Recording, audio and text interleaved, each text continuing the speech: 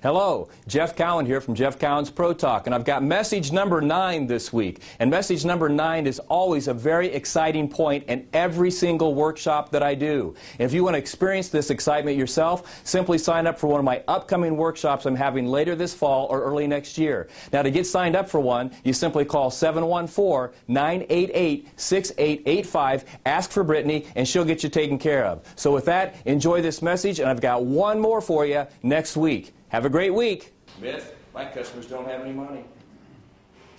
They're poor, they're broke, they're financially challenged, or it's just simply a bad economy.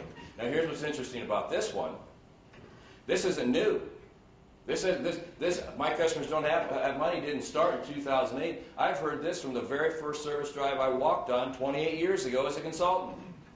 Is my customers don't have money. Now, here's the facts. Facts. If I was to list our customers up here today that we're currently working with at Pro Talk, and there's a few hundred of them, by zip code, and you did a zip code search, you would see that 20% of our customers at any given time are in areas of the country where their clientele truly is financially challenged, meaning they don't have a lot of money.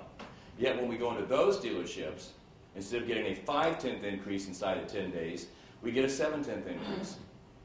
Now, that doesn't make any sense. How can that make sense? We go into a customer base that has less money, but you're selling them more? How does it make sense? Here's how it makes sense. It's real simple. If you have a car that needs maintenance, if you have a car that needs a repair, you have 4 options, and here's what those options are. Option 1, buy a new car. Well, if you don't have any money, guess what you can't do? Buy a new car.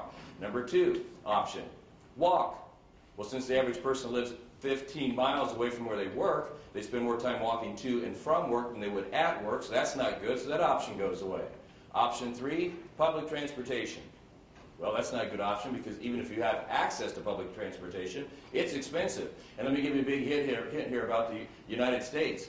They're always on television, aren't they, telling us how we need all this public transportation and we need all these different systems? It's not there.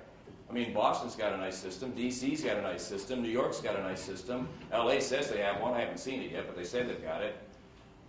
Seattle's got a nice one. The rest of the country doesn't. And if they do, it's expensive.